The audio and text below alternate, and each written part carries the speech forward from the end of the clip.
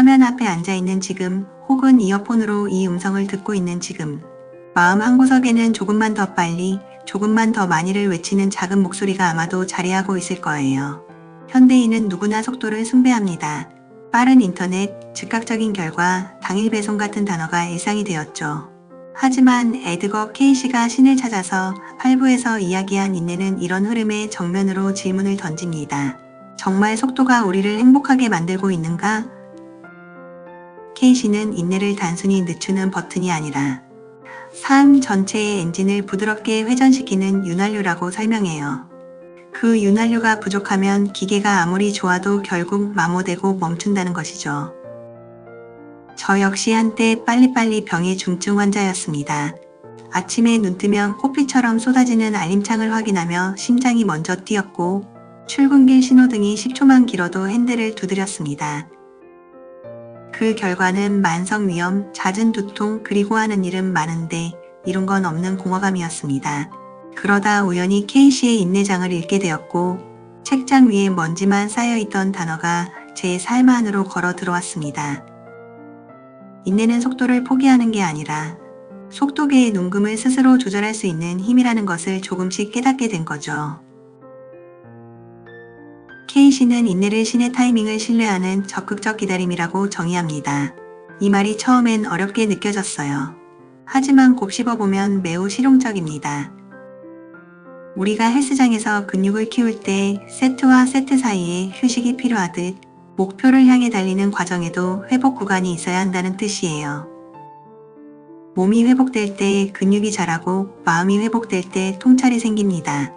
결국 인내는 휴식이 아닌 성장의 필수, 영양소이자 건강한 라이프 스타일을 지탱하는 뼈대라는 걸 이해하게 되었습니다.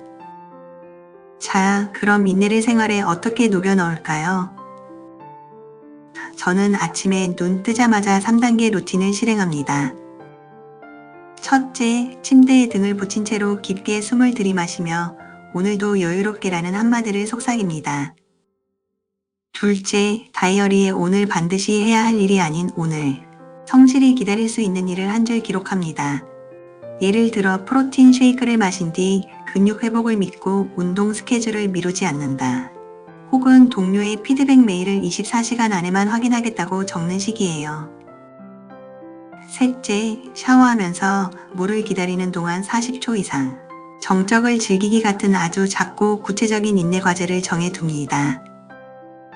이 3단계가 겨우 3분이면 끝나는데 하루 내내 조급함이 끌어오르는 순간마다 마치 자동 저장된 매크로처럼 저를 안정시켜 줍니다. 회사에서 마감을 앞둔 오후 4시 팀장이 방금 전달한 자료 다시 검토 부탁해라고 말할 때 심장이 쿵 내려앉지 않는 사람은 드물 거예요. 예전에 저는 그 순간 머릿속 계산기를 두드리며 초 단위로 일정을 재조정했습니다. 마음의 속도는 이미 레드존이었습니다. 그런데 인내 루틴을 시작한 뒤부터는 잠시 숨을 들이마십니다. 지금 반응하는 대신 1분만 관찰해보자. 그리고 모니터를 잠깐 끄고 눈을 감죠. 재미있는 건 그 1분 동안 뇌가 급한 일을 자동으로 재배열한다는 사실입니다. 1분 후 전원을 켜면 이 부분을 선제적으로 수정해서 팀장에게 먼저 공유하자 같은 해결책이 떠오르곤 해요. 인내가 상황을 바꾸는 게 아니라 제가 상황을 바라보는 시야를 넓혀주는 겁니다. 건강 측면에서 인내는 스트레스 호르몬인 코르티솔을 완충하는 방패입니다. 미국 듀크 의대 연구에 따르면 8주간의 호흡 명상만으로도 코르티솔 수치가 평균 18% 감소했어요. 케이시가 강조한 새벽의 고요함은 바로 이 호흡 명상이 가장 효과적인 시간대를 의미합니다. 해가 뜨기 전 공기는 온도가 낮아 폐포가 수축과 확장을 반복하기 더 좋아지고 외부 자극이 적어 뇌파가 알파 영역에서 안정적으로 유지되거든요. 즉, 아침 명상은 무료이면서 가장 과학적인 스트레스 해소제라고 할 수 있습니다. 혹시 아침 시간이 너무 바빠요 라고 생각하실 수도 있어요. 그래서 준비한 현실적 팁이 있습니다. 전자레인지에 귀리죽을 2분 돌릴 동안 명상을 합니다. 돌리는 동안 잠깐 눈을 감고 전자레인지의 웅소리를 메트로놈 삼아 호흡을 맞추는 거예요. 들숨 4초, 멈춤 2초, 날숨 6초. 딱 2분 후 뚜껑이 열리면 명상도 끝.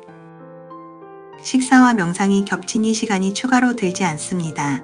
이렇게 작은 틈새가 모여 하루 10분, 10분이 일주일 70분, 한 달이면 300분의 인내 훈련이 쌓이는 겁니다. 인내는 인간관계에서도 빛납니다.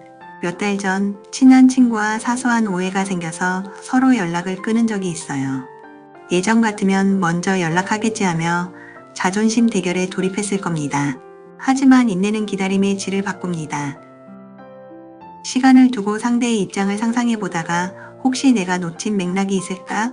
라는 의문이 생겼어요. 그래서 먼저 차분히 문자를 보냈죠. 혹시 내 말 때문에 마음이 상했다면 미안해. 내 이야기도 듣고 싶어. 답장은 바로 오지 않았지만 일주일 뒤 친구가 장문의 메시지를 보내왔습니다. 오해와 감정이 눈 녹듯 풀렸고 두 사람 모두 한 뼘 성장했음을 느꼈어요. 상대를 변화시키려는 조급함 대신 이해를 위한 기다림이 관계의 회복을 도운 셈입니다. 이쯤에서 그래, 인내가 좋은 건 알겠어. 그런데 어떻게 꾸준히 하지? 라는 질문이 생길 수 있어요. 제가 추천하는 방법은 마이크로 인내 노트입니다. 손바닥만한 메모지에 오늘 인내할 한 가지 상황을 적고 성공 여부를 체크하는 방식이죠. 식사 주문이 늦어져도 미소 유지하기 옆에 OX 표시. 하루 한 줄은 부담이 없어서 꾸준히 기록하게 되고 일주일이 지나면 노트에 작은 동그라미가 늘어나면서 인내 근육이 자라고 있음을 눈으로 확인하게 됩니다. 또 하나 중요한 점은 자기 인내를 과시하지 않는 태도입니다. K씨는 인내를 실천했다는 자각이 남의 인정을 필요로 할 때 그것은 이미 인내가 아니라고 말했어요. 인내는 보이지 않는 곳에서 빛납니다. 길게 줄 선 카페에서 앞사람을 재촉하지 않는 행동, 운전 중 황색 신호에 급가속하지 않는 선택. 이런 작은 순간들이 모여 내적 평화를 만듭니다. 그리고 그 평화가 건강한 식습관, 꾸준한 운동, 충분한 수면 같은 라이프 스타일 선택으로 자연스럽게 이어집니다. 마지막으로 K씨가 강조한 문장을 함께 되새기며 마무리해 볼까요? 인내는 영원히 신과 동행한다는 확실한 증거다. 우리가 조바심을 내려놓는 그 순간 몸은 깊은 숨을 쉬고 마음은 자신을 신뢰하기 시작합니다. 오늘 영상이 끝나고 여러분의 일상으로 돌아갈 때 기억하세요. 인내는 속도를 늦추는 것이 아니라 삶의 엔진을 오래도록 건강하게 돌리는 가장 현명한 기술입니다. 5분 명상, 한 줄 노트, 작은 미소, 그 어떤 방식이든 좋습니다. 지금 이 순간부터 여러분의 인내 근육을 단단히 키워보세요. 바로 그 인내가 여러분을 더 건강하고 더 따뜻하고 더 빛나는 사람으로 만들어줄 테니까요. 영상이 도움이 되었다면 좋아요와 구독 잊지 마시고 오늘 여러분이 실천할 인내 미션을 댓글로 공유해주세요. 여러분 한 명 한 명의 작은 기다림이 서로에게 큰 용기를 줄 거예요. 함께 천천히 그러나 꾸준히 앞으로 걸어가 보아요. 고맙습니다.